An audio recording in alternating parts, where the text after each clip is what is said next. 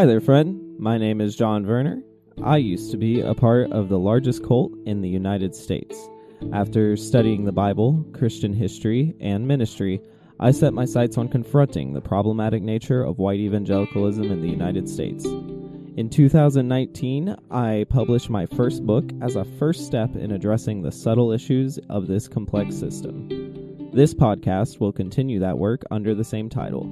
Welcome to The Cult of Christianity.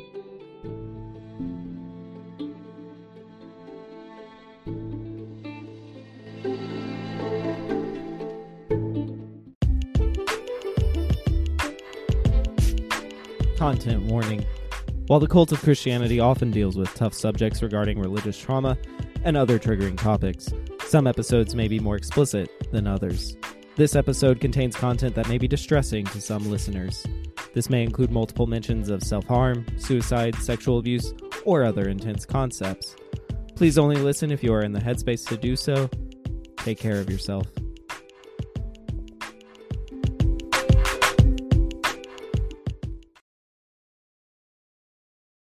The United States, like every society in the world, remains a patriarchy. We are ruled by men. This is not just because every country, minus Rwanda, has a majority male national parliament, and it is despite the handful of countries with women as heads of state. The system starts at the level of the family and bleeds into the political arena.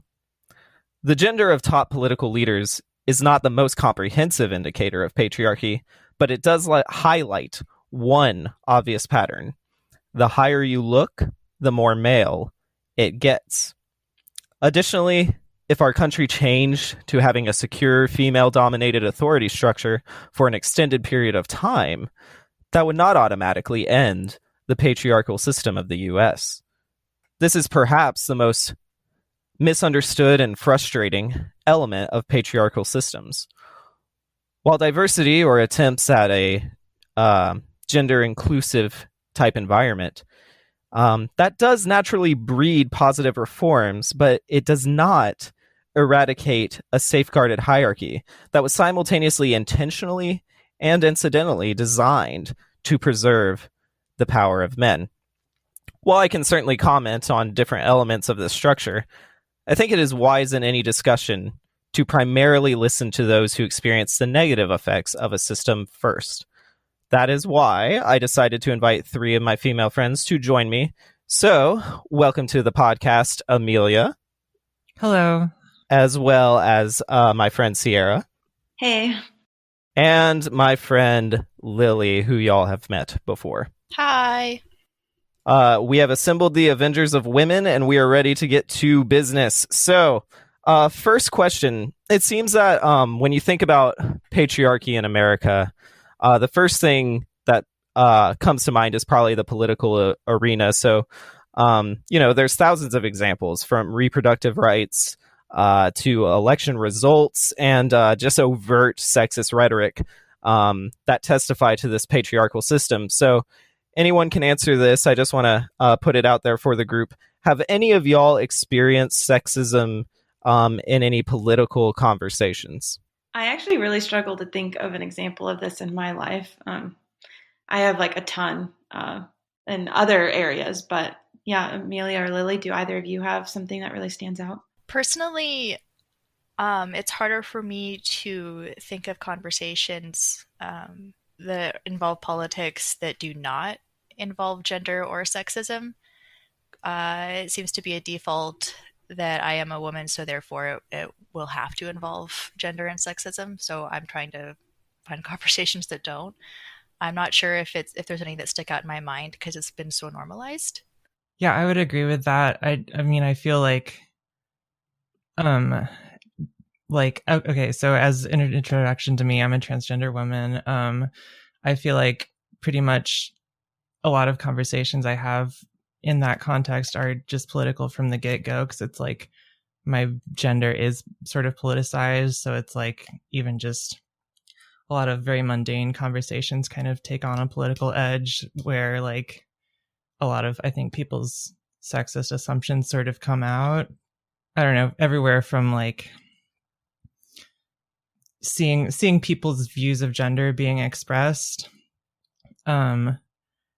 against my identity happens in a lot of ways, or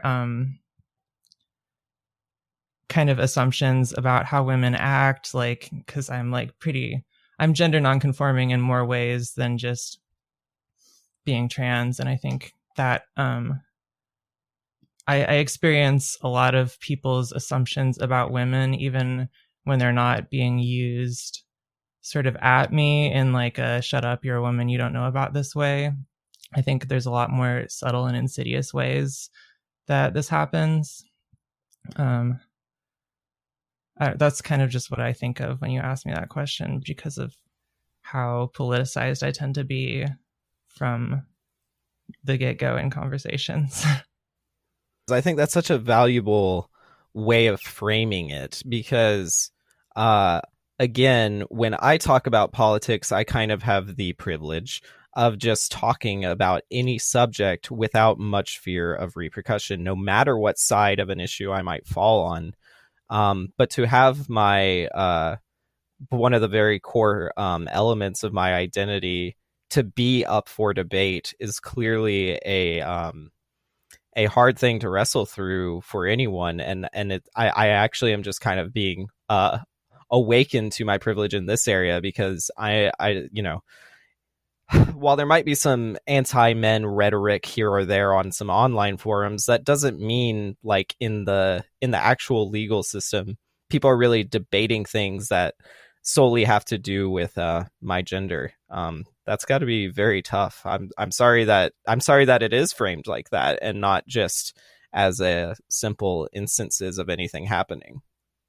Unfortunately, even opening up those conversations or attempting to combat questions or assumptions is difficult, because no matter how badly you have points to make and things to say and how badly you want to be involved in those conversations, you are already invalidated from the get-go. You already have to prove that you have something to say and that it should be listened to. And it's easy, I think, for someone to hear that and just think, oh, that's because you just think that everyone hates women because you're a woman or whatever. And it's actually, I mean, yes, but it's actually more subtle and insidious than that. There's a lot of assumptions that come through that what women think or say isn't because of their own experience. It's because it's what they are taught to say and told to say. And even that is kind of coming from that mindset. It's like, so you really, really don't view us as having our own voice. Got it. And so when that's just kind of a constant rhetoric that you kind of run into, it's often just less emotionally taxing to just be like, all right, you're allowed to think whatever you want to think. I'm gonna do the opposite and go over here. I'm wondering if I could maybe put the question another way, because I don't you're right that we shouldn't just take this this form, so to speak, of women being oppressed in the political arena and then purely back it up with anecdotes, because people can deconstruct anecdotes any way they want to and try to invalidate points. But is there like a hypothetical scenario or a online conversation or something you've read where it's just been so crystallized for you that, wow, my gender affects how this opinion is received? I have often, and I have no question, honestly, that both Amelia and Cierra can probably attest to this as well, but I have often encountered being told why I think a certain way, or why I perhaps want things done to me or have my life interrupted, because I am told that I think certain things. Um, and honestly, some of them are more graphic than I would really like to go into. For listeners' comfort, we can kind of discuss how far we want to get into that. But it's just kind of, if you try to speak up about, hey, here's why I think this about, like sexuality or appearance or self-expression. And then you can get told, you just think that because you didn't have a father figure and you didn't have anyone to teach you, how to value yourself or how to respect yourself. And it's like, well, actually, I know that you arrogantly don't think this, but what you just told me is that you place value on my father over me and my sexuality and my body over me. I don't think that at all, but you certainly did just reveal that to me. So it's not even a conversation that I want to be involved in anymore. Yeah, I think that's why I don't really have many examples. Like, it's a mixture of not just the way I was treated, probably because I am a woman, but the whole me spending most of my life heavily involved in very, very evangelical Christian circles, that when I first started trying to ever see if I could even share my opinions in an online place or in person, it was always met with so much disrespect and questioning and unable to see nuance or have a conversation. So I've honestly just kind of given up. And with COVID, like, I don't really see people or talk to too many people. So most of my political conversations are with my husband, and those are great. Yeah, I am very close friends with Cierra's husband, and we have political conversations where he puts me in my place sometimes, and he is a wonderful advocate. I will say, Lily, I think one of the things you said, I think succinctly put, is just that the whole idea of women in politics, the cues and the conversations and the nuance in it seems to depend on a patriarchal structure. Like you're talking about, like, well, that's how your father raised you, or that's this or that's that, and you're kind of spot on, because it's not always, oh, I disagree with that woman's opinion. It's the fact that we have to say that woman to begin with, or we're compelled to say that woman to begin with. The default settings of our political landscape seem to favor whatever a man says is going to have more weight. And that is why, unfortunately, there's some kind of baby feminism that I really cringe at, like girl boss or, woman scientist or herstory, and it's just, you're still accepting masculinity, or rather patriarchy, I should say, as the default. And, I already have to fight for my, humanity as a woman. It's like, all right, well, I have an opinion, not as a woman. It's because I have an opinion. It's not because someone gave it to me or it's a reaction to anything. It's because I have an experience just like anyone else. Very well put. It's actually funny you bring up girl boss, because that might actually transition nicely into talking about patriarchal systems in business a little more. I looked up some stats, and these are general and can be found in more than one spot. It seemed to cross the board. Women typically receive 7% or less of venture funds for their startup. Even though women had a 69.5 success rate of crowdfunding for their business, while men had a 61.4%, which basically women who go into business looking for funds do better if they crowdfund than if they go to banks. Additionally, female entrepreneurs ask for roughly $35,000 less in business financing than men. And overall, men received an average loan size of about $5,000 more than women. And so women working full-time in the U.S. are paid somewhere around 80 cents to every dollar that is earned by men. And though women outpace men in higher education, women also hold 2/3 of student debt in the United States. And the pay gap even follows women into retirement. They receive less in Social Security and pensions. Typically, they are earning in their Social Security and pensions 70% of what men do. And some have argued that statistics concerning loans or wage gaps for working women is not sinister. It's just a natural consequence of men and women being interested in different fields. And this oversimplification could maybe bring some comfort if you want to view life rather simplistically. But it doesn't seem to be honest, because some women might, be more likely to volunteer for duties, at least generally or statistically speaking, that, might earn less money somehow. But that is likely because of this whole structure we're talking about. Men are more likely to ask women to do things that earn less. And a 2015 meta-analysis of experimental studies of gender and hiring found that men were preferred for male-dominated jobs, whereas no strong preference for either gender was found in female-dominated or integrated jobs. And a 2018 audit study found that high-achieving men were called back more frequently by employers than highly achieving women at a rate of nearly 2-1. And thankfully, some research has shown that the United States has significantly less direct discrimination in wages than it used to, meaning if there's a man and a woman working the same job, typically they are paid the same. But the patriarchal system still leaves many women playing catch up simply because of their gender. Now, there's a lot we could talk about here as far as capitalist structures, the nature of work, exploiting labor. There's a lot of different fields on this issue, but kind of trying to shrink down and zoom in on the issue. More generally speaking, have any of y'all just experienced sexism at work or in starting your own business venture? I can tell some stories. I would love to hear some stories, Cierra. Well, one thing, so I started working when I was 15.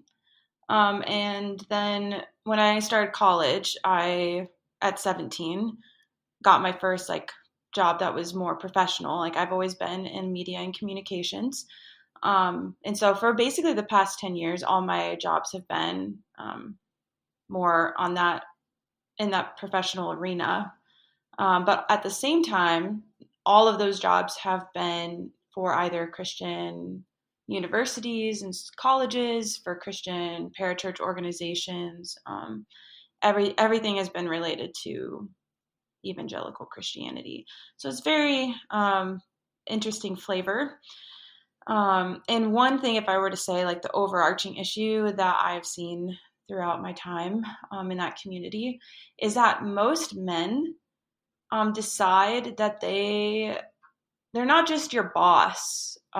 They have some kind of weird father, brother, mentor, pastor role in your life, being a woman, that they don't give to their male counterparts. And they try to give advice and oversee you. And so before I say a couple stories about that, at my job that I got after college, I want to throw in that probably the most overt sexist thing that I have ever been told was I went to Moody Bible Institute in Spokane. I started dating Chris, and there's this one professor who always was really interested in who you were dating or whatever. I don't know. He asked me. I told him, I said, I'm dating Chris Laux. And Chris wanted to, at that time, go into being a worship pastor. He was a part-time worship leader at some really small church making zero money. And this professor knew that I was looking at going into marketing. And so straight up told me, oh, your husband will never be happy with you if you make more money than him. When we are not recording, I need to know which professor that is, but we won't throw him under the bus for right now. But that's atrocious. That's truly horrifying because one, I know Chris. That is just not a good characterization of him at all, and kind of assuming a lot about men. And two, what you're going into marketing, and I know from knowing you, most of your marketing has been for Christian things. So how dare he cross that line?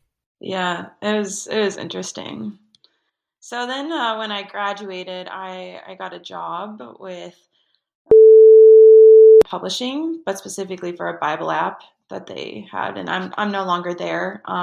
There are plenty of good things I could say that I learned from that job, and I'm really am thankful. I'll say at the beginning, just because I do have a much more honestly lucrative and healthy position now somewhere else because of that opportunity. But oh my, my manager oversaw me and two other women. For a minute, there was another man on our team who I would have been a peer with. I found out that he was making significantly more money than me. I mean, he had been there a few years more, but significantly more, and he didn't have a college degree, unlike me. So I was really confused how like that even happened. And then there is this very big dynamic difference between the way that my manager would interact with this male coworker when he expressed ideas or pushed back versus me. When it was with him, it was like, kind of they would get bristled with each other. They would kind of, have difficulty communicating and were kind of angry and standoffish. And when I would stand up for myself, I was met with like belittling and being told it wasn't a big deal. Something I can never get out of my head was that, oftentimes I was running the show and I brought a lot to this team and to this whole company, and it was too much. And I would stand up for myself and say, this is too much. And be a little emotional sometimes because it was to that point. And my manager literally told me, like, I know your MO. You're going to be stressed now, but you'll be fine later. I'm like, so what does it take? Like, if I'm not emotional and I tell you this is too much, you don't do anything. If I get emotional and I tell you this is too much, you tell me you're just overreacting. So what do I need to be doing? Like crying the whole time at my desk while trying to work, and then you're gonna do something like, then you're, what are you, it's, I know you're not going to do something just because of that either. Like it felt like you can't win. And all the time he was taking credit for my work. He was saying our team made these successes when there were things that I was doing. He would say, oh, I'm going to present like a project that I created. He was going to present it to the leadership team on my behalf. And then like he also would like talk about like Chris as if they were like buddies. They had never met, but it was this strange thing of like, as if because they're both men in my life, that he obviously has some connection to Chris, as like they're both over me. Or it was so odd. Like he was trying to act like he was like my pastor, but he was just my boss. He took it into his responsibility to make sure that I was going to church. And then the last thing that I have about that really just made me super upset was published a book called That's What She Said, What Men Need to Know and Women Need to Tell Them About Working Together. So obviously very like, it's not just like men suck. It's like both, here's, we're trying to be even handed. And literally this place where it was mostly men, they all left the book on the shelf. We were given free copies. They were like, this is bullshit, basically. Put it on the shelf, made fun of the book. My boss made fun of the book to my face. And I'm like, so what is the connection here? That because we're all Christians, you assume we're all Christians, then we're all going to be against this book that just happens to talk about women in the workplace? Like, I just never expected that I would experience so much of this. Yeah, I can feel the fire of what that probably like caused in you and what it would cause in any sane person. I certainly would not be able to handle a workplace like that. That made me feel those ways.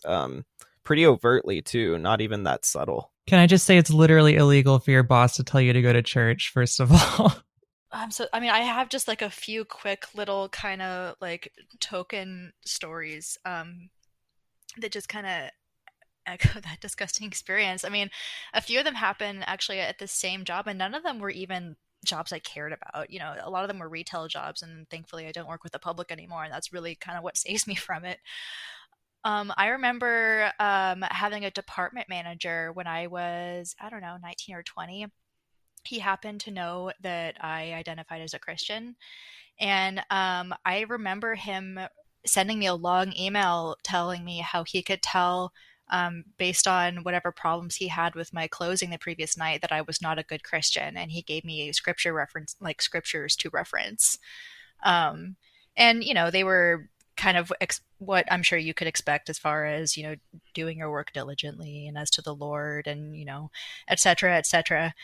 Um, but I mean, I sent it to HR, and they were like, oh yeah, that's kind of a problem. He really shouldn't talk like that to people. But you know, he's old. It's just kind of how that's just how he is. And it's just such a normalized. And I'm like, no, that's incredible. This is not even a Christian organization. This is a public retail store, and a very large one at that. It's across the U.S. It's not even like a small town thing.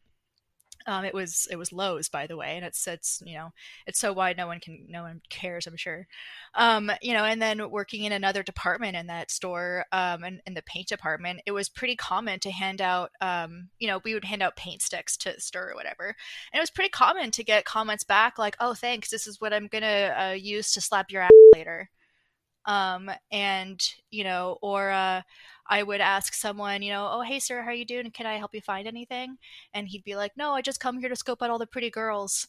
And one time, just because I was feeling it, I said, you know what, that's why I come here too.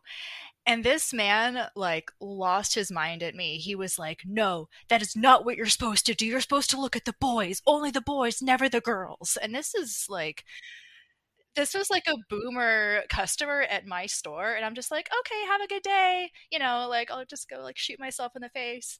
um uh you know, and that was just like typical, and it's just exhausting. It's just day in, day out. You just have to, you know, you have to expect that this stuff is going to be said to you, and reporting it to HR, you know, is a department manager. It's just a cultural thing. He doesn't care. Like that's just how he is, you know. And it's like, seriously, you are putting these men in charge of people, and then you also expect that they just can't help themselves. That's just how it is. Get over it.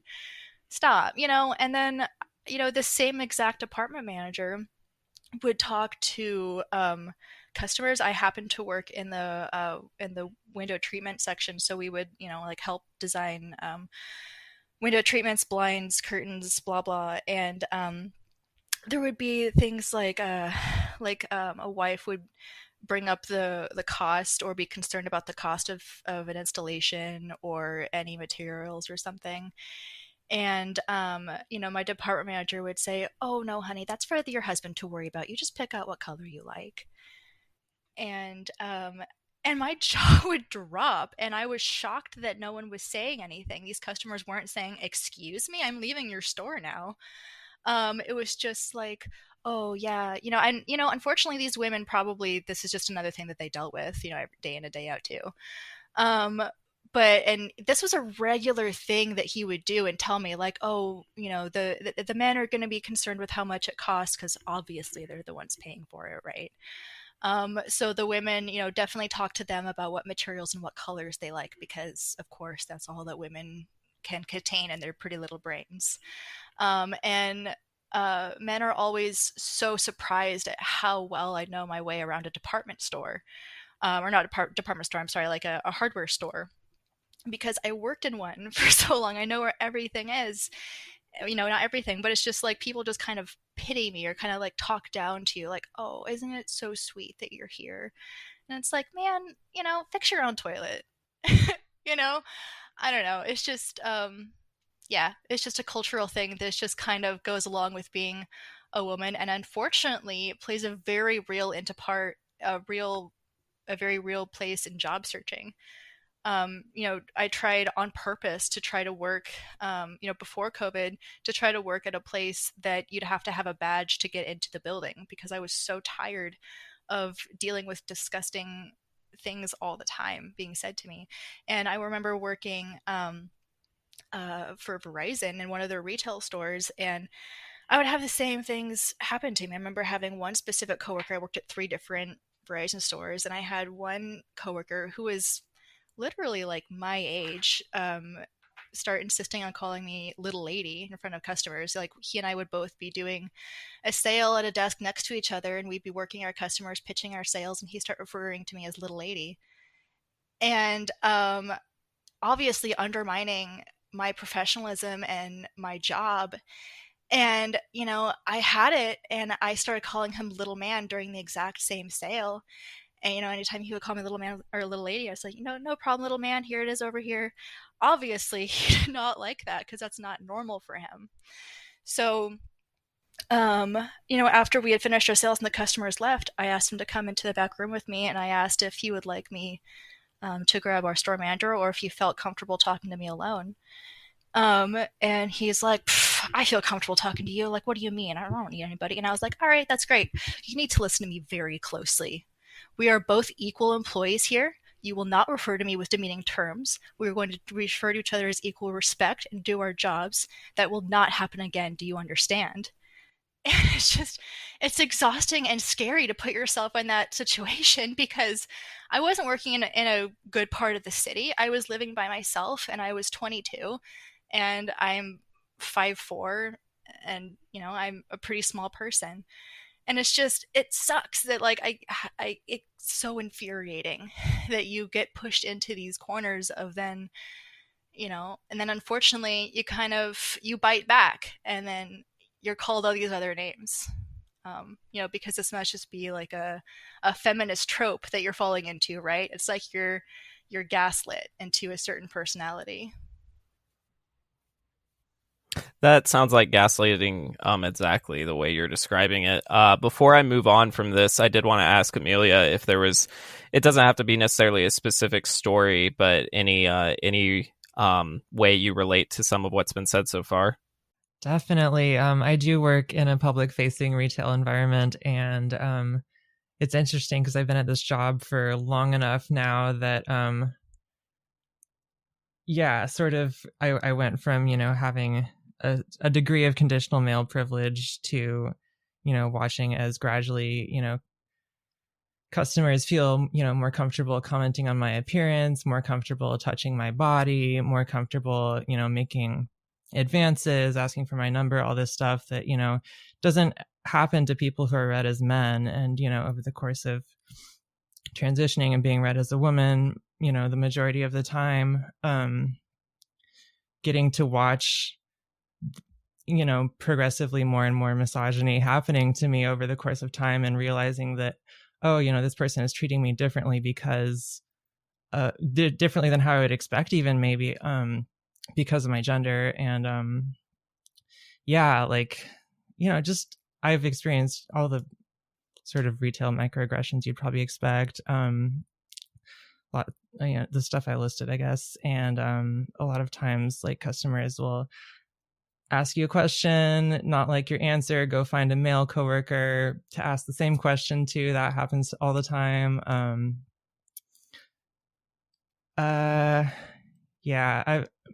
This didn't happen to me, but one of my female coworkers was getting sexually harassed by a male coworker of ours for months, and management wasn't really doing anything about it, kind of hoping it would just sort of fizzle out, I guess. And she had to actually go to court and get a what's it called? Restraining order. Restraining order. Thank you. Restraining order against him before the store would even fire him or make him, not come on site. So yeah, I think it's a really rampant problem among, workers, because, we're seen as automatically sort of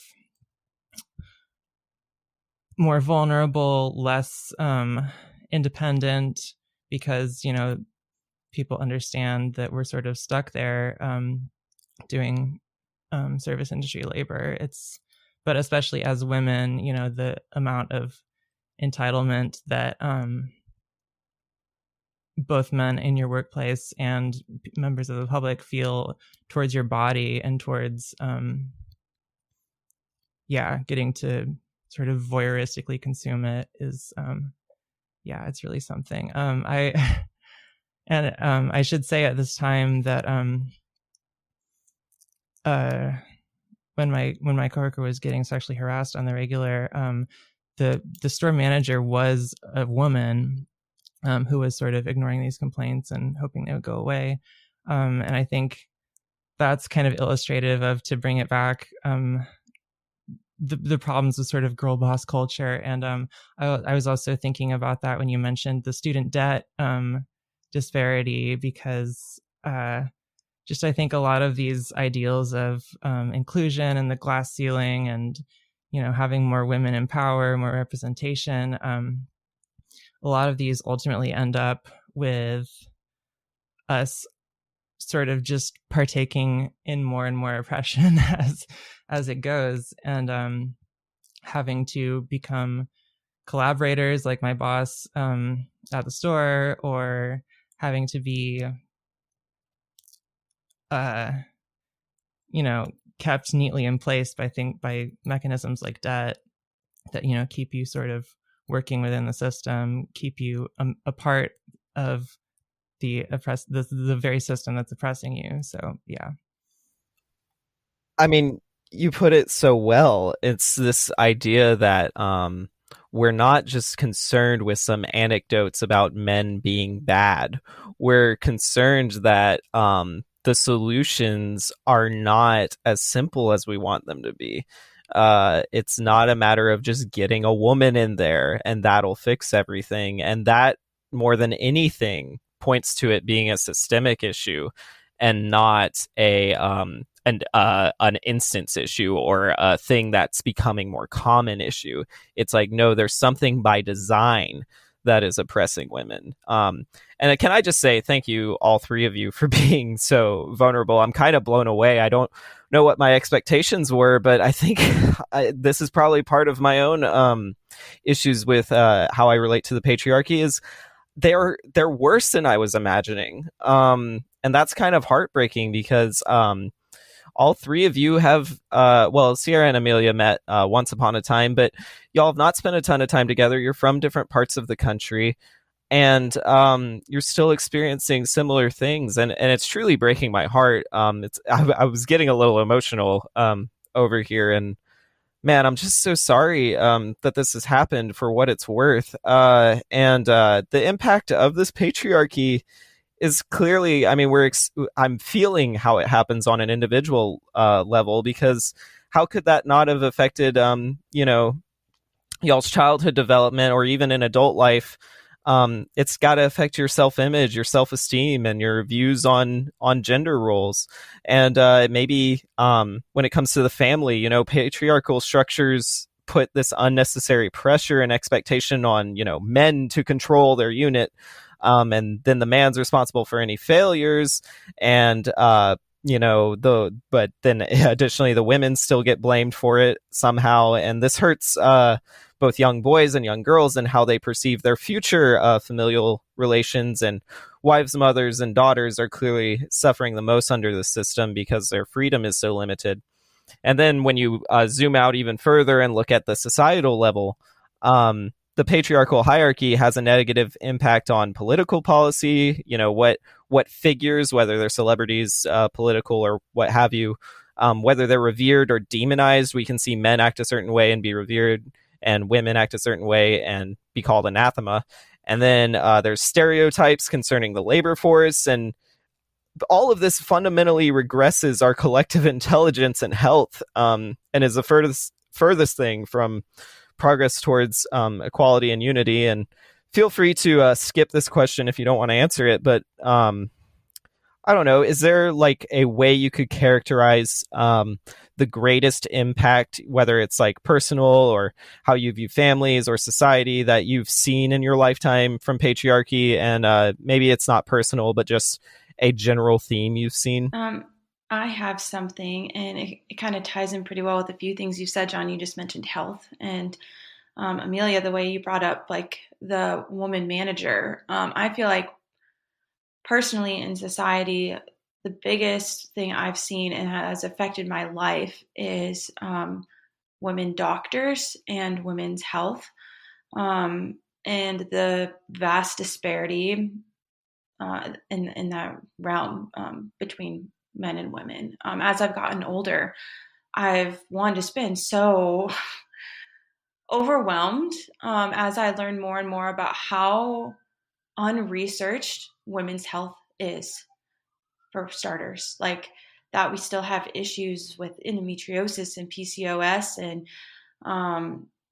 ovarian cysts, like all these issues that doctors don't know why they happen. They don't have really good solutions. And also even like when it comes to birth control, like, I mean, thank God for birth control, but also birth control gets overprescribed and no one really talks about the negative effects that it can have with much clarity. It just kind of gets tossed out there to you if you're a woman and you come in and say, I'm having this issue. It's like, oh, well, here's this thing that fixes it. We have one option for you. Take this.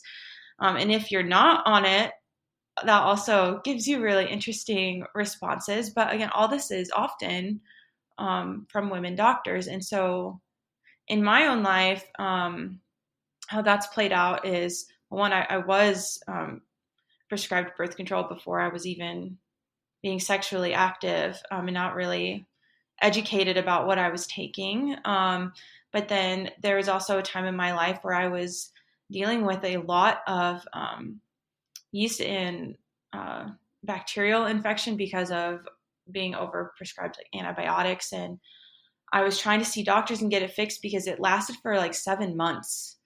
And the doctors got sick of me, the women doctors. And I went to try to see a new gynecologist. And I guess she had like talked to my doctor and treated me really poorly. And she actually like sexually abused me, I guess is the only way I know how to describe it, because I never had a manual exam done before. And she just did it without telling me she was going to.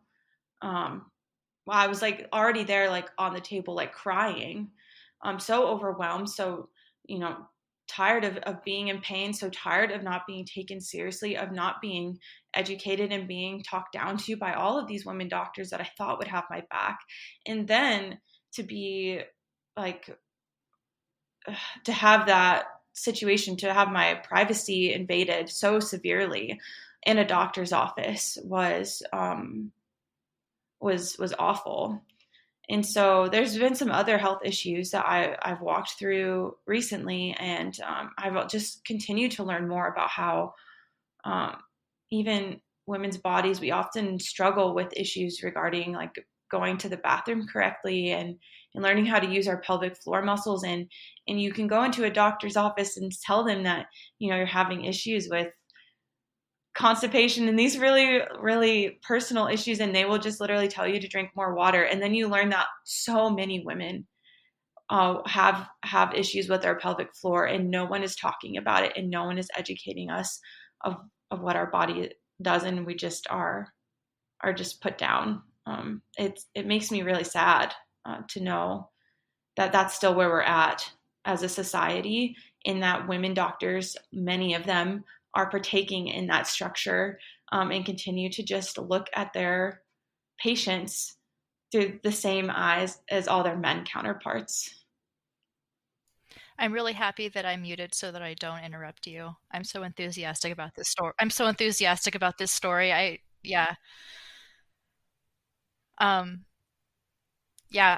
honestly, like, I think that really all people who experience womanhood are so mistreated in the medical community, and that is honestly why.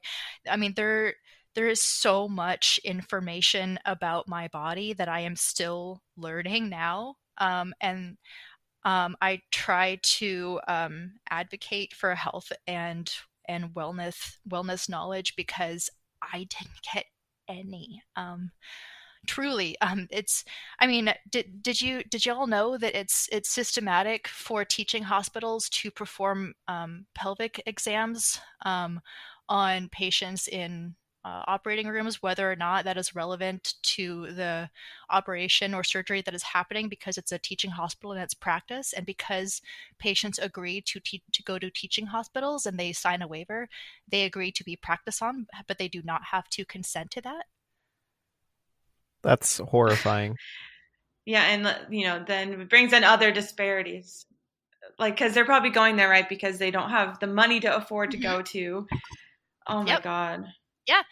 Unfortunately, a lot of people don't know that, and y'all can fact check me on it. I don't know. I don't have the reference right now, but I remember being as shocked as I'm sure you are when I found that out, and unfortunately not surprised. The first time I had a manual pelvic exam, I think I was 7 years old, and I didn't know it was going to happen. And it was Christmas Eve, and the only reason that there was a doctor there is because she was Jewish. Or no, it was Christmas Day, and she was Jewish, and that's why she was there.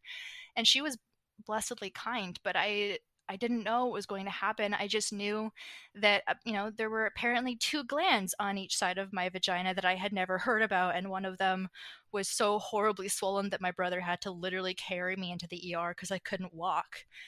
Um, and it's just like so sad. And I still didn't really understand what that was about or what happened there until I was an adult, because we just don't receive education. And it's so painfully common. Well, and certainly a lack of sex education really does affect us all on such horrifying levels, and definitely a symptom of the patriarchy is how gruesomely sorry, I am getting a little emotional.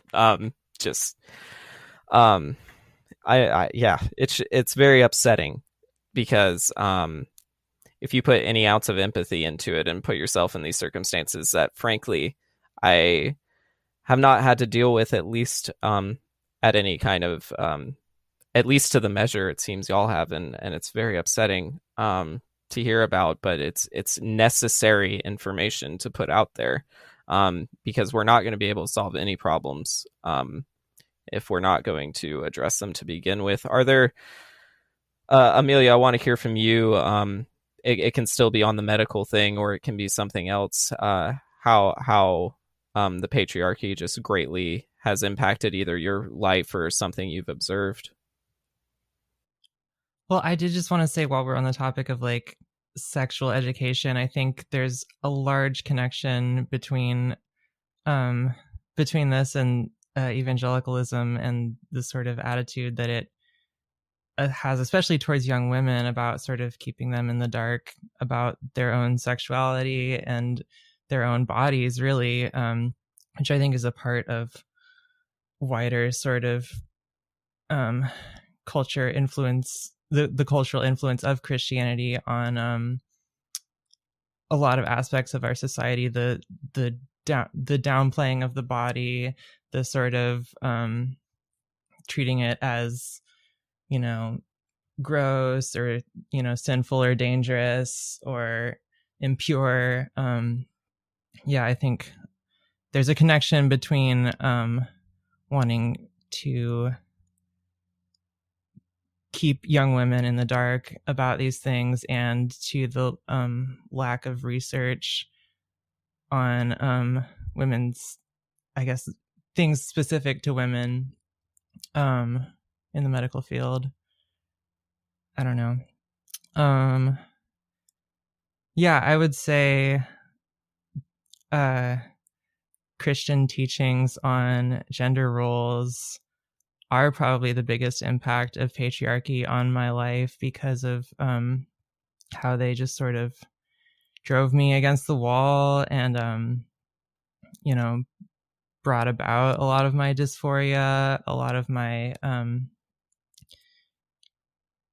just a lot of my gender issues, because of the sort of strict social gender regime that Christianity enforces. And I think we're going to talk about this, but in order to sort of perpetuate the patriarchy and perpetuate the family structure, there's a lot of individuals that will always, leave out and suppress and, keep them from being themselves in an authentic way. And but obviously that affects women the most, because of, how we're expected to play the supporting role, I guess, in the sort of complementarian ideology that a lot of evangelicals throw around, that we're the helpers, we're, the rib of Adam and whatever. But yeah, that has impacted the way I view myself, the way I've, thought I could exist in the world, and it almost made me feel like I couldn't exist in the world. But, luckily I'm still here. Well, Amelia, I definitely get emotional when you talk because I was there for so much of it, and yeah, it's truly heartbreaking, and I think it's easy to again maybe politicize these issues and try to take the emotion out of it and try to analyze it, and we are about to do some of that. But before we do, we're going to take a quick break. It's an awful time for an ad, but it is time for an ad, so we'll be right back. In a world full of toxic Christianity, one man has elected to change everything. What's his name? No, what's his name? Oh, okay. Yeah, I'm John Werner, son of Timothy Werner. That's my dad's real name. God help the poor guy. I'm just out here trying to tell people Christianity's a cult. Yeah, he is. And he's even written a whole freaking book about it. And now you can read all about his opinions in The Cult of Christianity by John Werner. Yeah, you should go buy my book, guys. It helps me buy Taco Bell.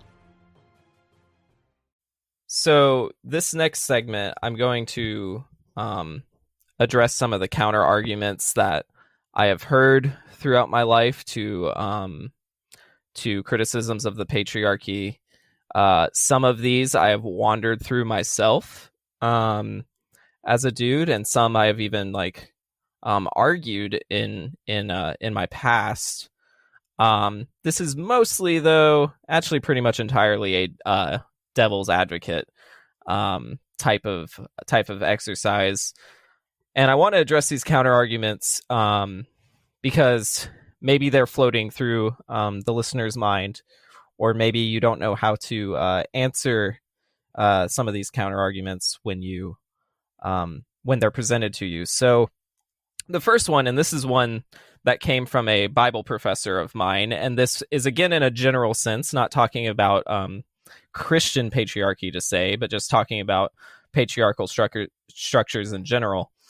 And I'll put this question out there to you ladies and see how you feel about it. The argument goes something like, is patriarchy inherently evil? I mean, if men are in charge, is that automatically wrong? I mean, societies need some semblance of order and structure. At least that's how the argument goes. So perhaps putting a man in charge is just an efficient way of saying, let's structure a society some way or another, and we'll just give it to men, whether they're good or bad at it. Have y'all heard this argument before? And if so, or if not, how would you address it?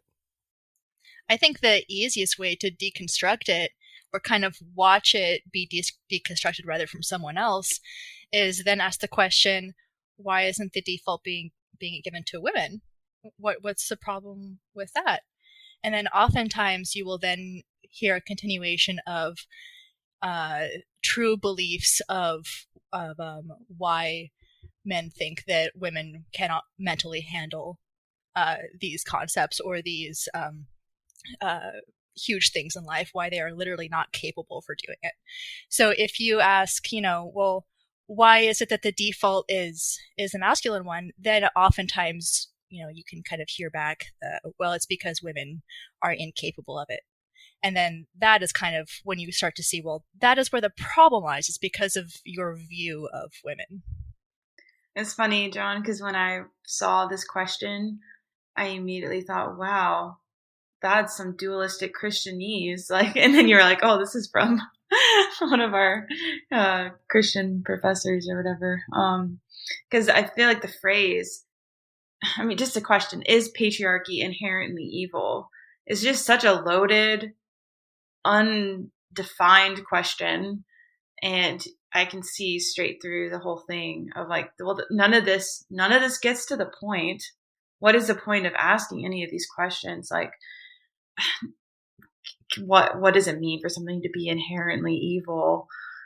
no one can give a straight answer for that. But the real question is what is happening with the power that is being kept at the top in a patriarchal system? What is being done with that power? And over time, who is that benefiting and who is that hurting?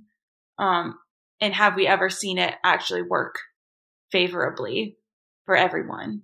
And even if it wasn't patriarchal, if it was still matriarchal, if it was any system where there was one group of people at the top with all the power, is that helpful? I think that's more of like the question that needs to be discussed, and not, is it inherently evil? Evil's also up to interpretation too. Sure. Let me sharpen it a little, because yeah, you can totally dismiss it in both those ways, right? You can say, well, why not a matriarchy? Or you could dismiss it and say, what is inherently evil? But let's try to get maybe a little bit more in the weeds here. I think if I could encapsulate the type of person I've heard this argument from, what they're really trying to get at is they're responding to a tone of those of us who critique the patriarchy, and they're like, well, is it actually wrong, or is it just something that kind of is? Maybe another way to put it is patriarchy intentionally designed? I mean, I don't think there's a secret meeting between the richest, whitest men in society, or if there is, it's not just them pontificating about how to preserve a patriarchy. But I think they're trying to get at, is this just a natural consequence that's somehow inescapable? Do patriarchies just kind of form on their own? Well, I was just going to say, we can't say that they're inescapable, because there are now various theories state that, there originally most of human society was matriarchal. But like, regardless of that, no one can prove that anything is or isn't sort of inevitable, because that's an absurdity. We can't say what else could have happened. We can only say what has happened. So I think that goes back. It's kind of a similar question, honestly, to, is it evil? Because who gets to define what's right and wrong, what's determined, what's inevitable, what's inescapable, is the people in power. That's one of the reasons you want to hold power as a group, I think, is to sort of structure the rules, whether those are sort of like rules about knowledge of what is possible, or rules about what should or shouldn't be done. So yeah, of course, the problem there is one group getting to set those rules over the other group at their expense. And that's sort of like, I guess, the way power always works. Well, I actually was going to say, like, it's very similar to you, Amelia, because I have this thing written down that I was talking to Chris about. He was listening to this podcast, Tides of History podcast, and there was talking about how patriarchy only arose as a system at the same time agriculture was invented. And so that was about 10,000 years ago. But if humans have been around for 200,000 years, then there's so much more time that has passed where we actually haven't been in a patriarchal system. But the one thing that has persisted throughout like all of recorded history that we have is that there's been violence against women.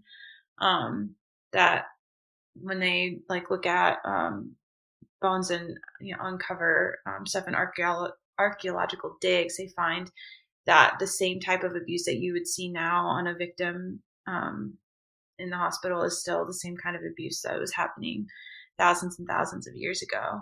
And so that just led me to be thinking more about, like, there are certain markers of men having more muscle mass, and in women sounds not completely cool to say, but I think there's truth to it. Women being more vulnerable, in that when you think about us, being pregnant, going through pregnancy, menstruating, and the lack of resources that for most of humanity that we've had in regards to that, and the ways we've continued to not have adequate help in those areas.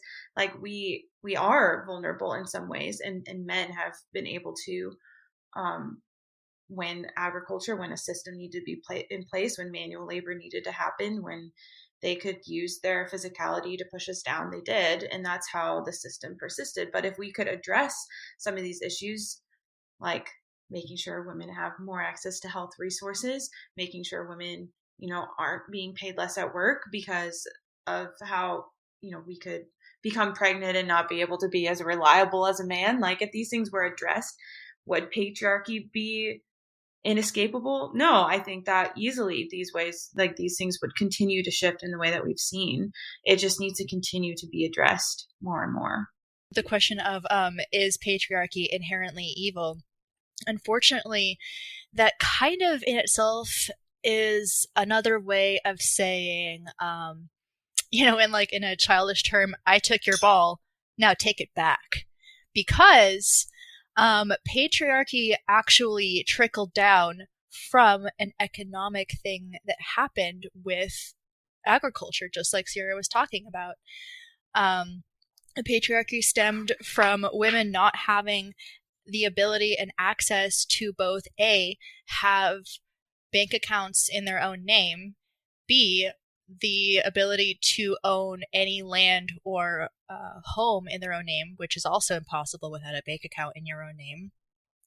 And also just from societal and survival modes, having to kind of get married and continue on this life, because if you can't have a bank account and if you can't have a job, then obviously you can't survive. So you're going to be a wife and you're going to try to find happiness eventually when your kids can leave you alone, and you can try and find your own hobbies to survive. Obviously, we're past that now, but female monogamy actually came from women not being able to have bank accounts and land in their own name, and men needed to know who their offspring were in order to pass down their land to them. So in order to pass down their farmlands to, traditionally their oldest son, they had to know who their offspring was. So that meant that the women had to be monogamous to only their husbands.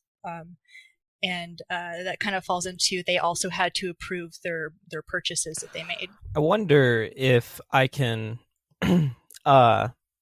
dissect maybe where some of the conversation gets to talking past each other. Because all of the points being brought up, by the way, are just very helpful to the conversation. But I think, at least from, if I could kind of emulate the or stereotype the kind of people I've heard these counter arguments come from, maybe there's and me and Amelia off podcasts have talked about this concept a lot, just idealism versus materialism. What we can consider concepts in a vacuum, or we can actually just look at the numbers and what has happened. And I think sometimes you kind of have to do both.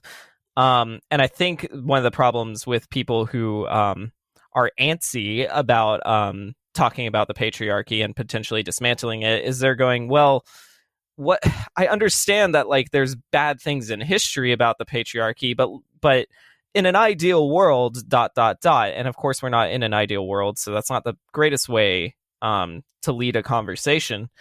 But at the same time, maybe we can have some empathy for them and realize, okay, you're viewing your worldview is definitely got different presuppositions than I do, but at the same time, maybe you're pointing at something, just the wrong thing. So a way to blow this conversation up is the people who just go, well, does the patriarchy really exist? I mean, are we just connecting dots when we talk about the patriarchy that might not connect? Because there's plenty of disheartening statistics as far as male suicide rate, how many men die in war. There's all these tragic anecdotes about men being victims of domestic violence, but then no one caring for them. There's bank accounts that have been demolished in divorces through child support and unjust laws. and a general online rhetoric sometimes, especially on like leftist Twitter or whatever, seems to like really demonize and shame men.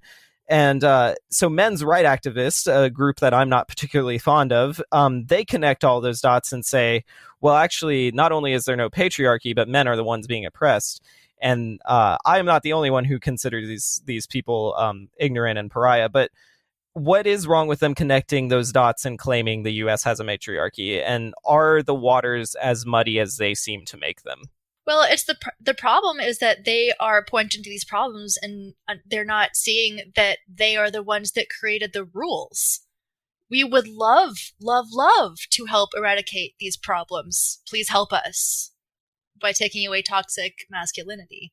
If you create the rules, unfortunately, that's what happened. And there's been this really sad kind of setting of what men are supposed to be, and that has unfortunately stemmed from the same gender roles and stereotypes. Yeah, I think we can look at most of these examples and see how they are actually, the direct result of patriarchy, like talking about, men feeling oppressed by alimony payments or whatever.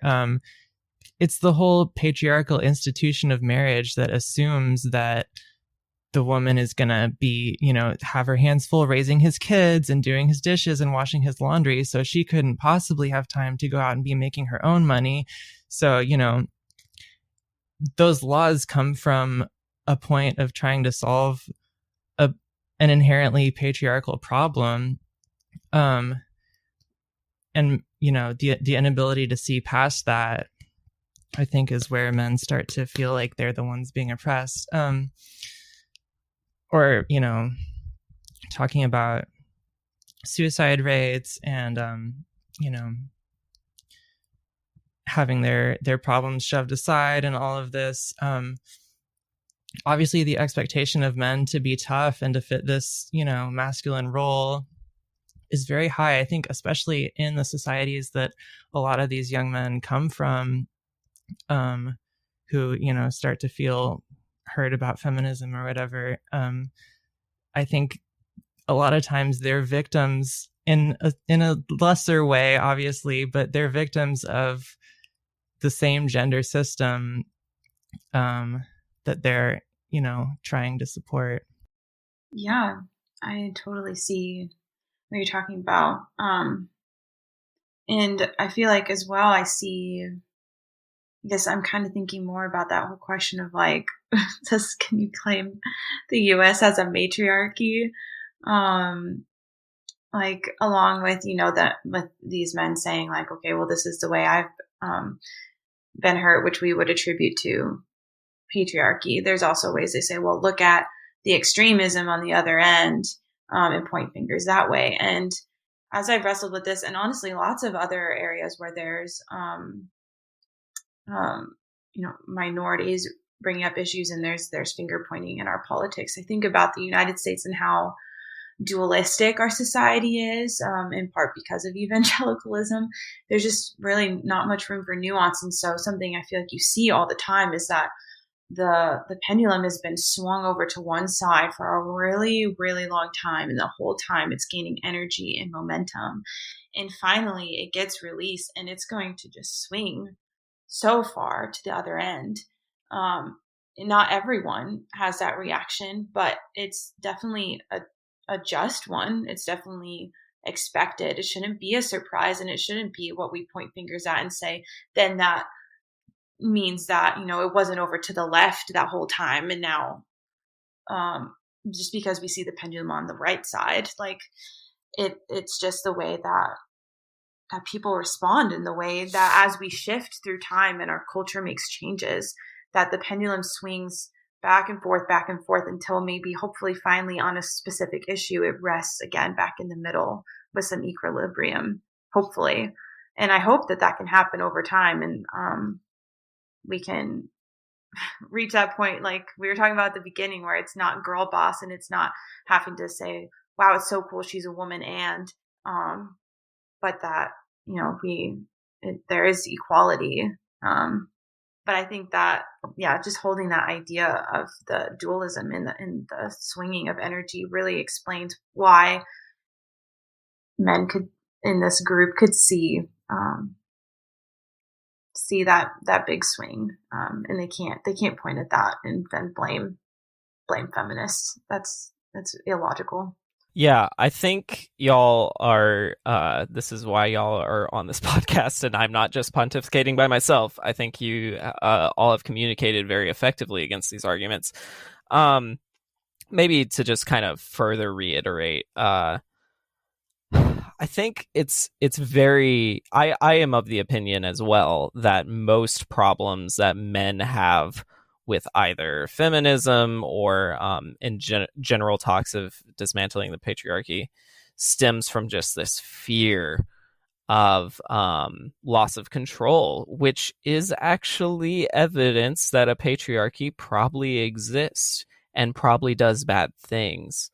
And I think maybe men are used to being very coddled on some of these topics and not spoken to as directly as they need to hear.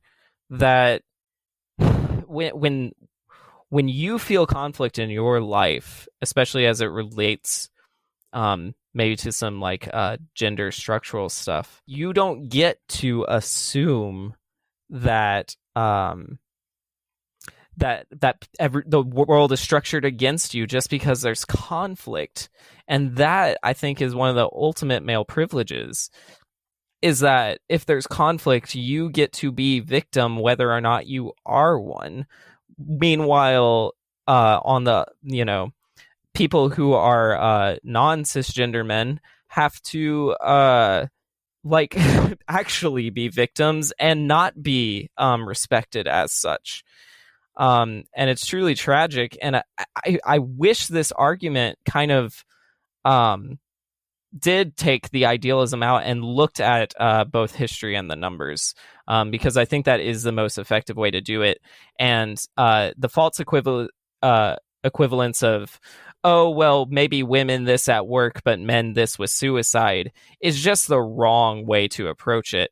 The right way to approach it probably looks more like, you have this stat that points to a problem. Let's deconstruct why that problem exists. Now, here's another stat that's a problem. Let's deconstruct why it exists, instead of just kind of, pendulum swinging and finger pointing at the other gender. Well, I have unfortunately heard stereotypes about men from men that definitely prove the patriarchy. I mean, I have heard from men, like, unfortunately several men, and phrased in different ways, that boys can't be raped, boys can't be sexually assaulted, which is obviously horrific and untrue. And that trope, unfortunately, comes from this really horrific portrayal of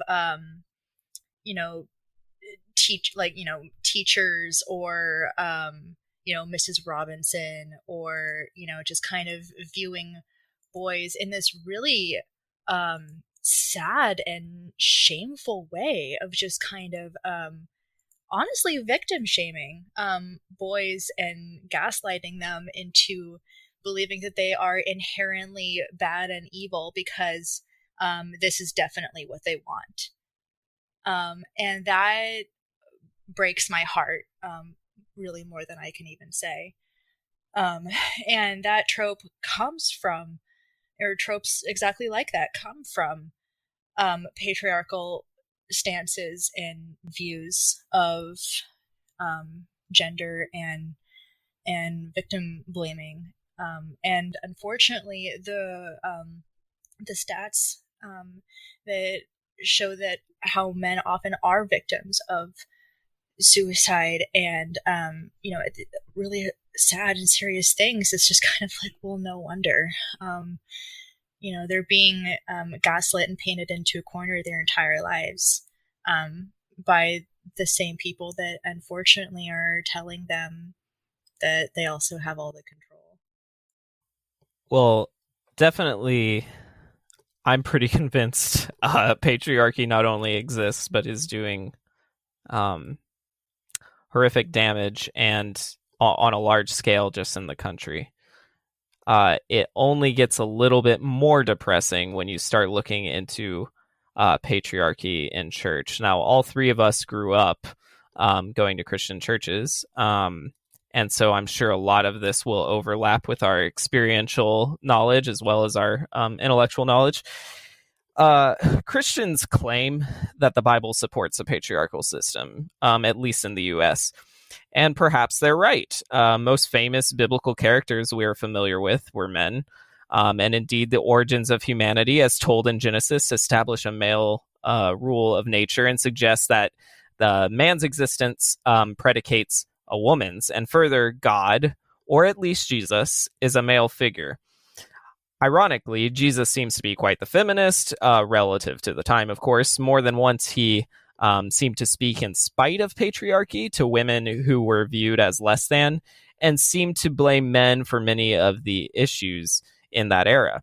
And then you go to the Pauline epistles, and it seems Paul is much less a fan of women, boldly stating that he did not let them speak in his church and discouraged marriage, literally, unless a dude could not help his horniness. So, ladies, is there any case that can be made that the Bible is pro-women?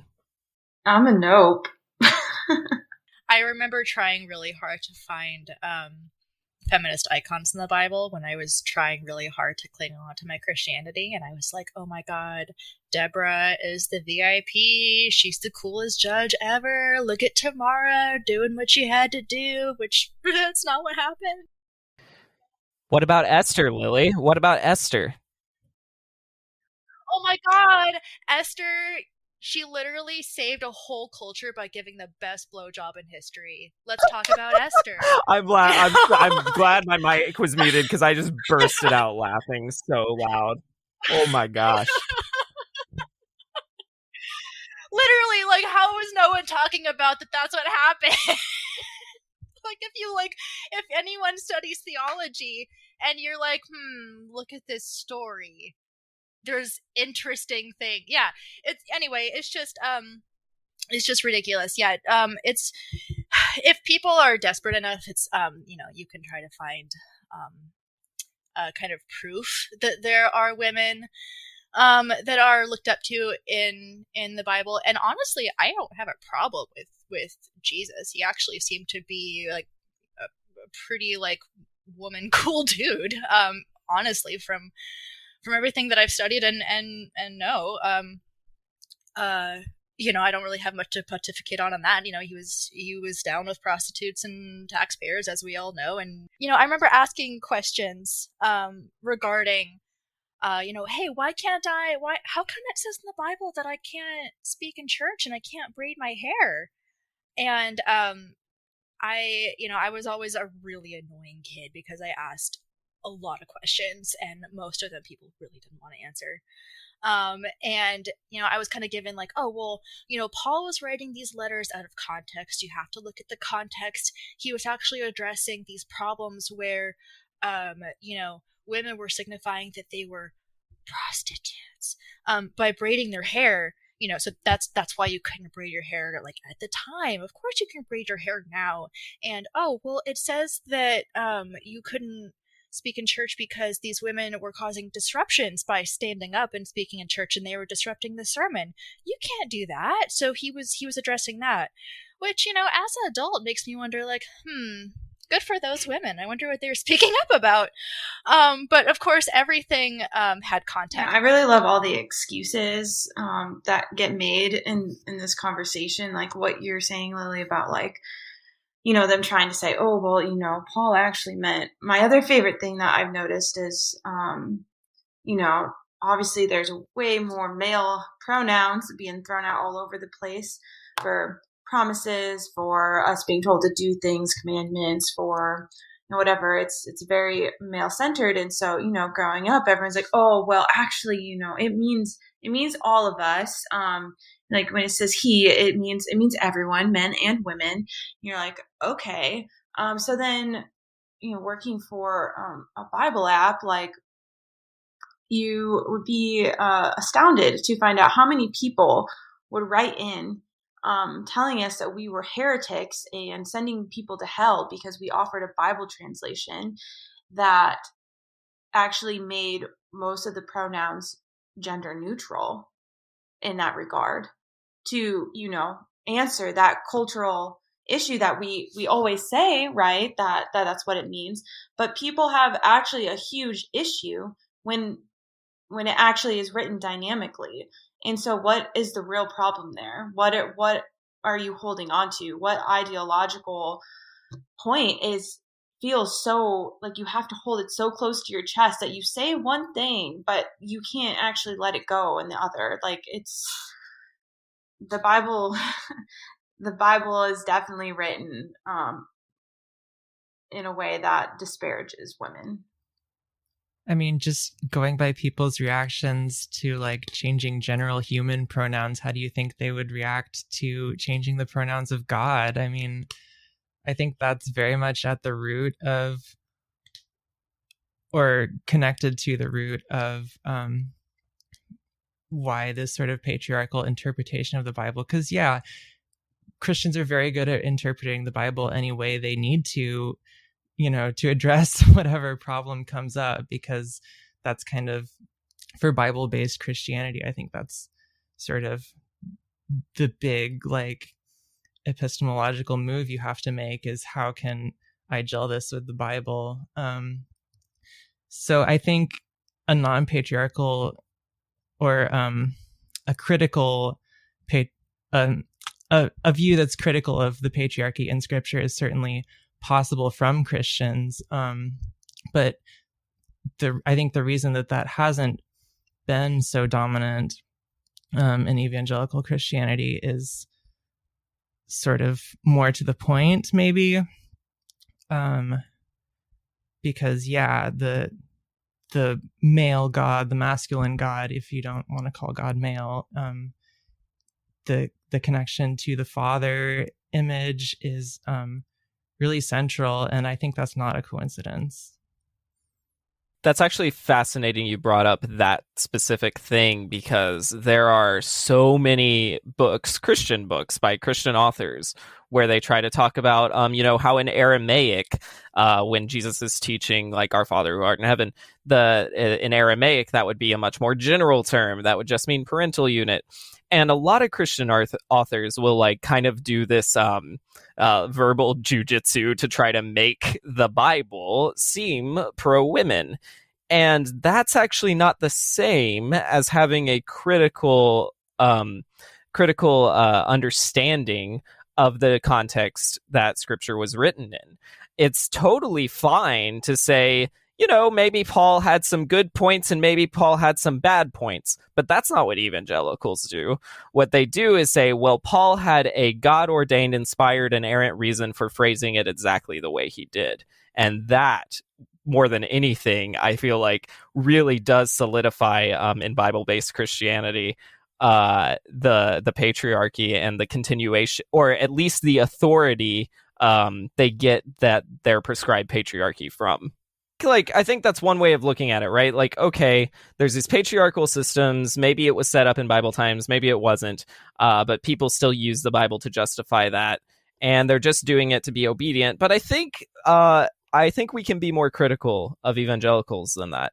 According to a study sponsored by Lifeway Christian Resources, 10% of Protestant churchgoers under 35 have previously left a church because they felt sexual misconduct was not taken seriously. That's twice as many as the 5% of all churchgoers who have done the same. And among the younger demographic, 9% said they have stopped attending a former congregation because they personally did not feel safe from misconduct. And churchgoers ages 18 to 34 are more likely than older generations to report experiencing sexual harassment at church, and to know others in the church who are victims. I have also read studies that as high as 35% of married women in the church have been hit by their husband at least once. Further, it seems going to church increases your chances of being abused sexually, physically, and most certainly verbally.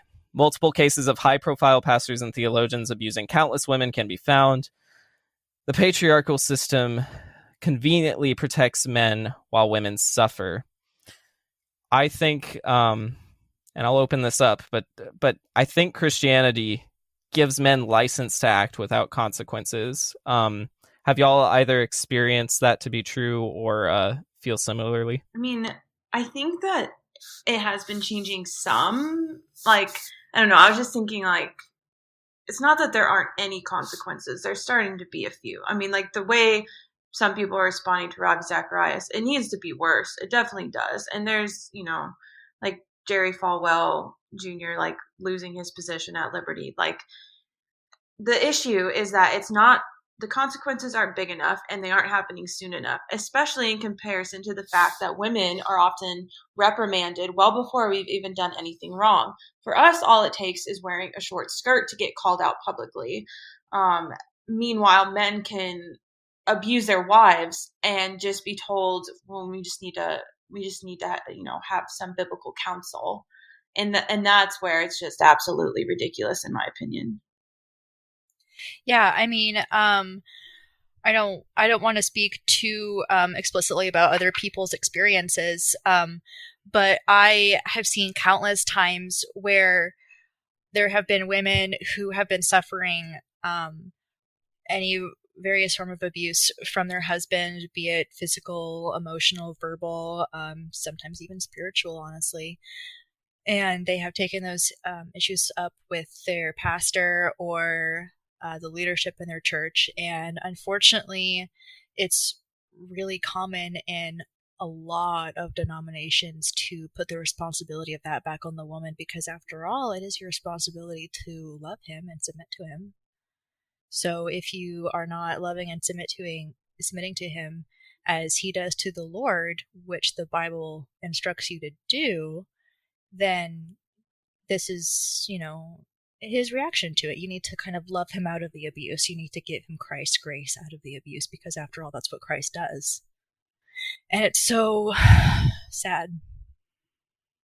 And unfortunately, I mean, I'm speaking to other people's experience there because it's involving marriage. And I have not myself been married, and that's kind of like a black and white view. But I certainly have felt really unsafe in just kind of really normalized ways in various youth groups and churches, and it was just kind of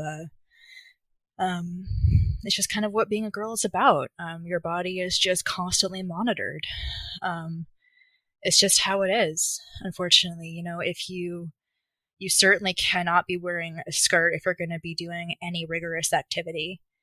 You can't, your shorts have to be a certain length. Otherwise, what kind of attention is it that you're looking for and why?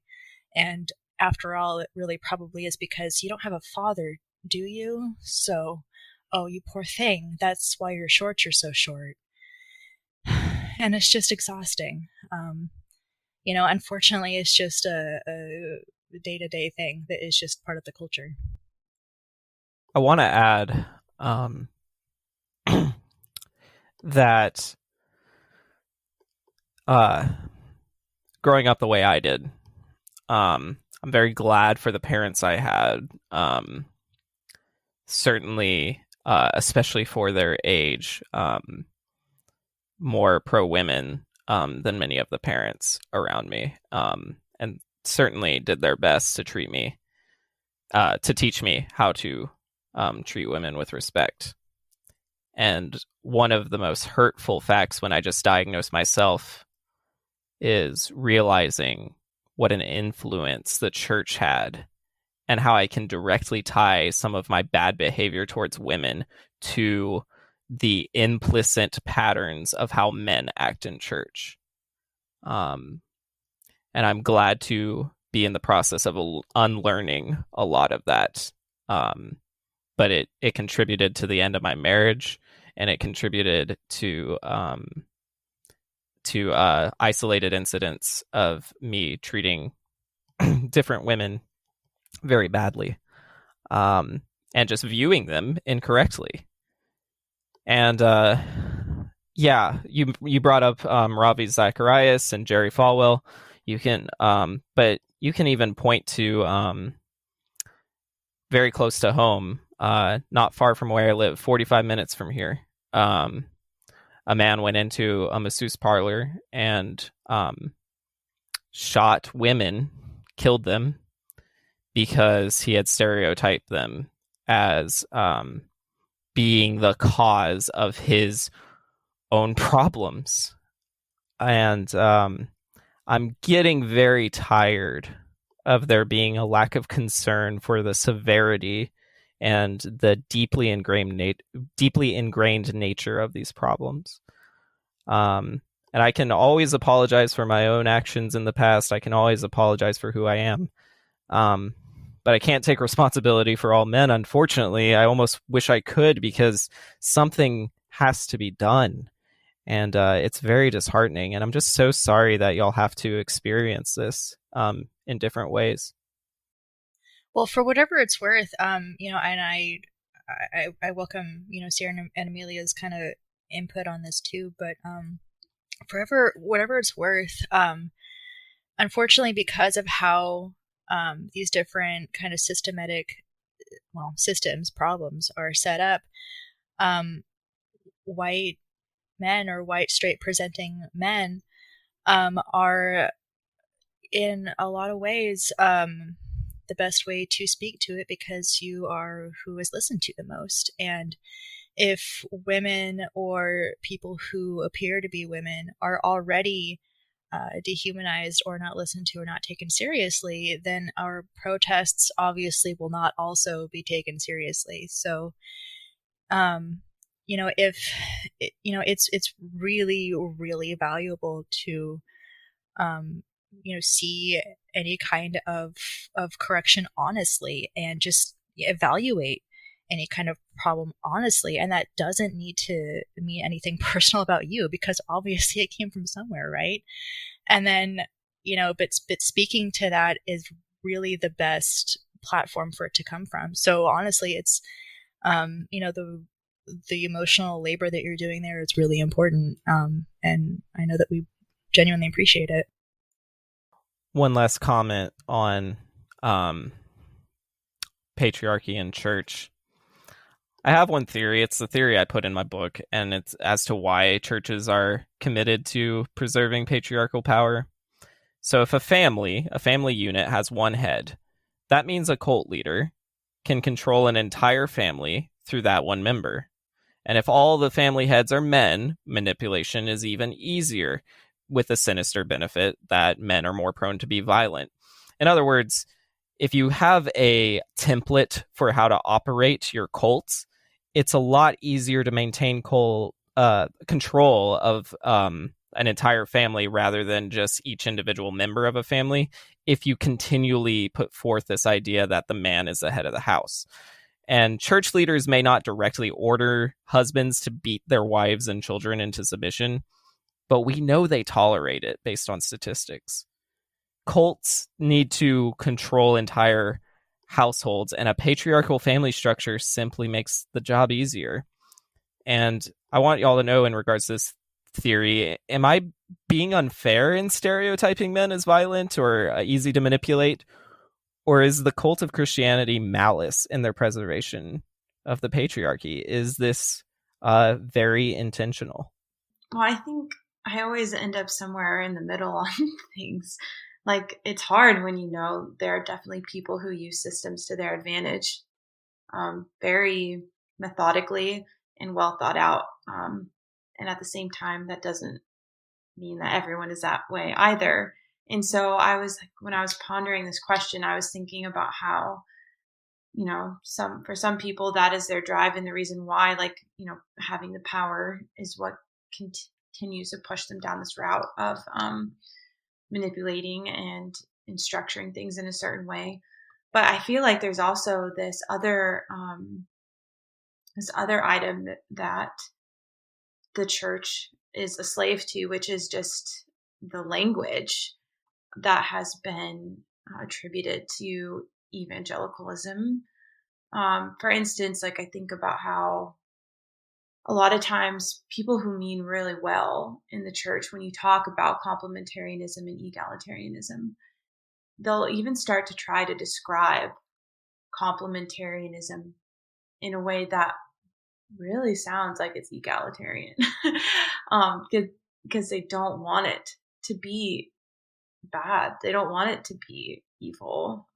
They genuinely want what's best, but they feel so like they know they're going to be ousted if they don't use the same language there is a punishment for not using the same language.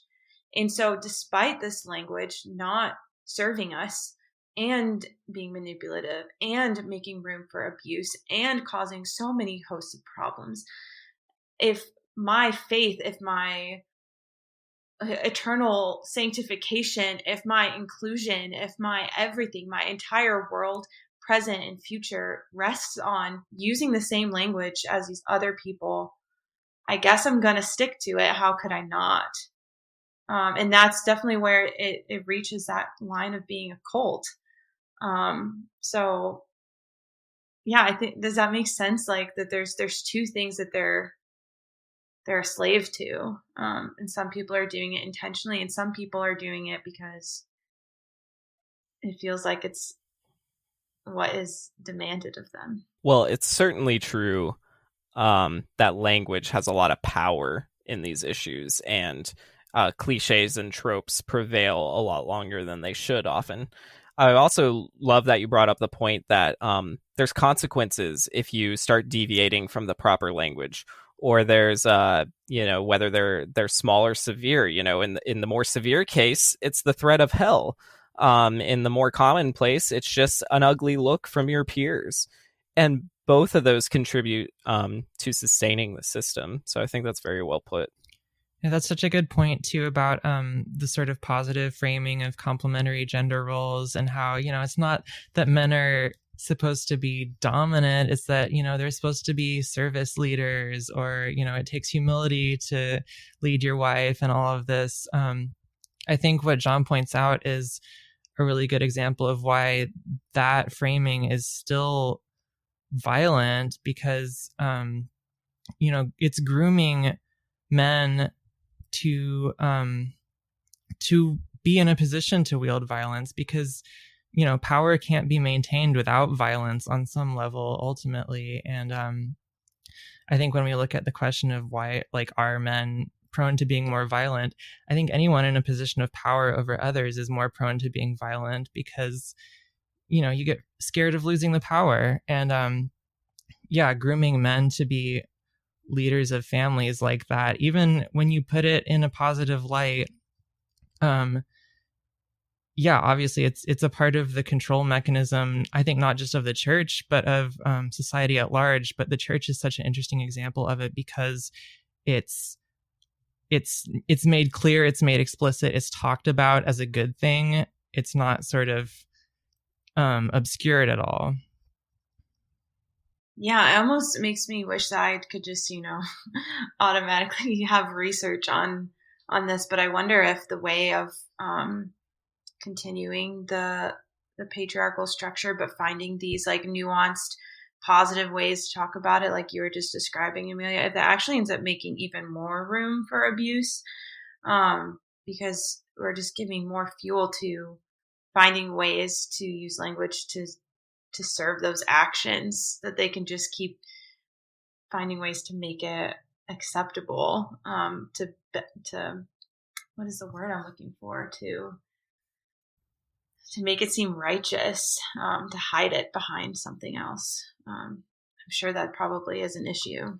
If I can just interject real quickly, and then I want to hear from Lilly if she has anything to say about this. But I also wanted to mention that when maybe there might be a Christian listening to this particularly skeptical of some of the things I've said in the past and am saying now, I want to, wants more data, wants me to prove my point more. Within Christianity, especially white evangelicalism, it is so tough to gather data, because there's very little honest self-reporting.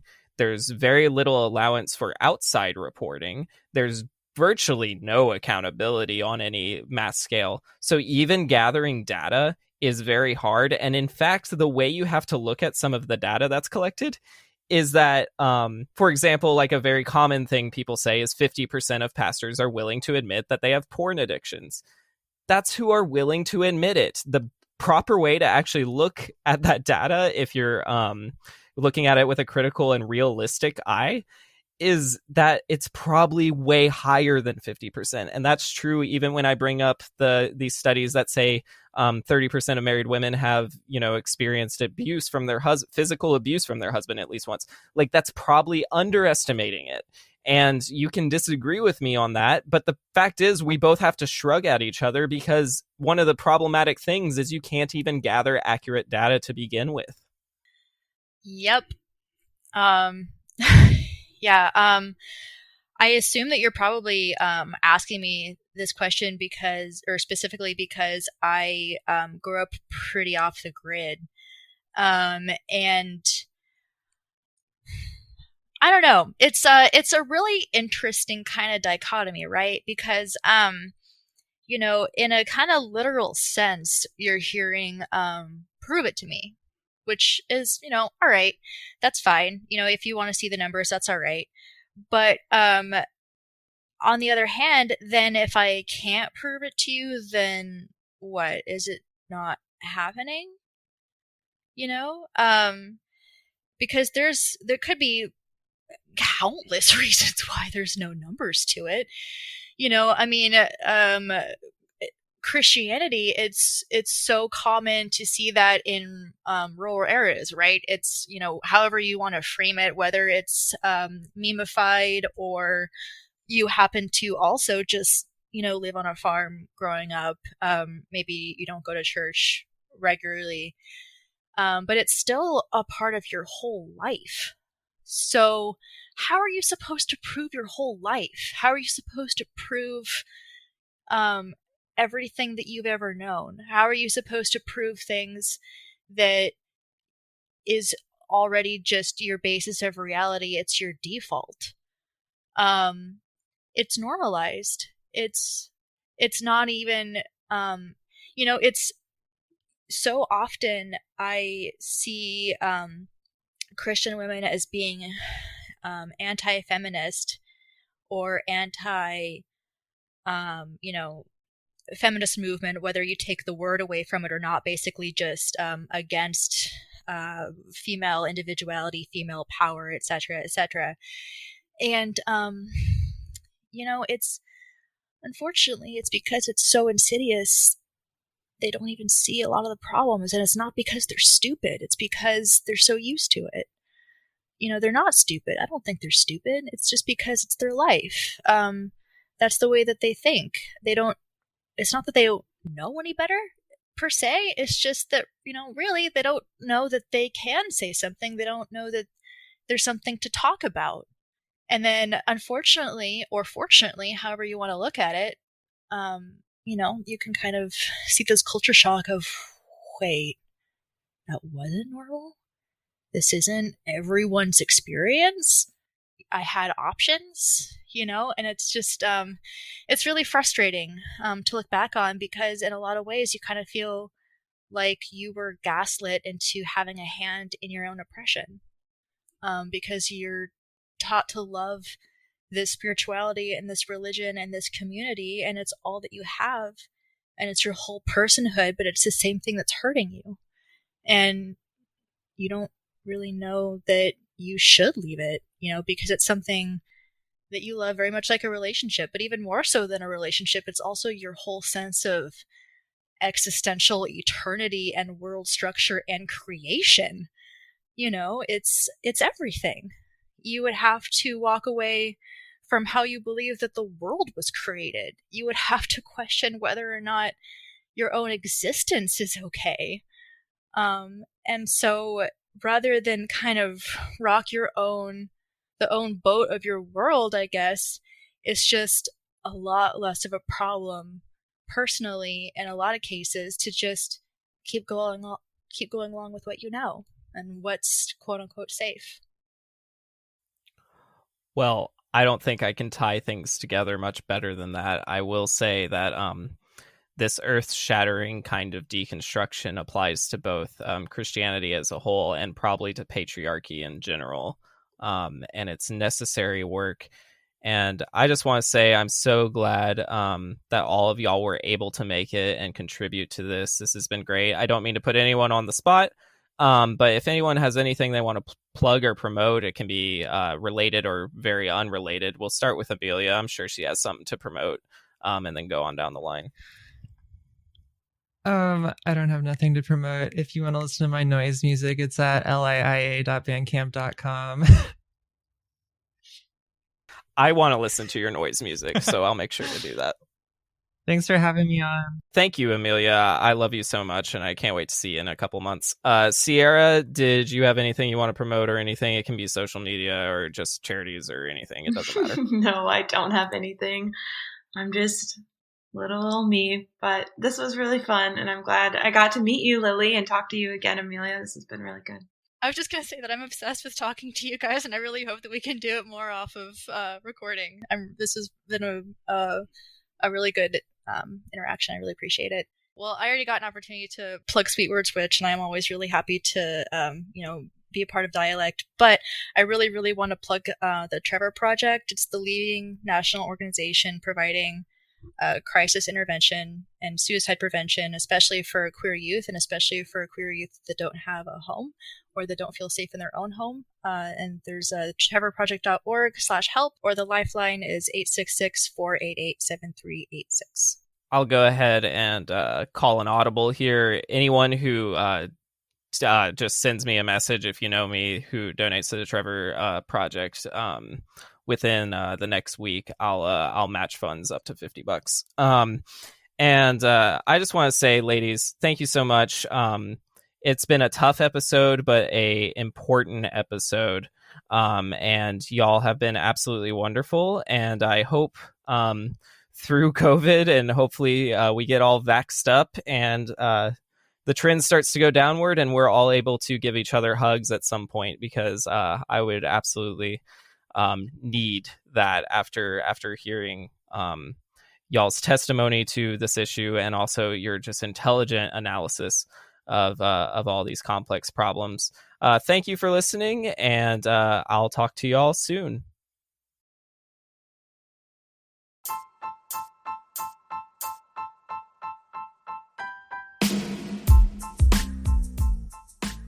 If you wish to learn more about what's going on in my life, or wish to purchase my book, go to vernerbooks.com. If you'd like to support this podcast, please continue to listen, follow, share, and consider supporting through the link in the show's notes. For as little as 99 cents a month, you can help me book guests, upgrade my production value, and start exciting projects. Thank you for listening, and remember to keep love in your life, hope in your heart, and searching in your soul.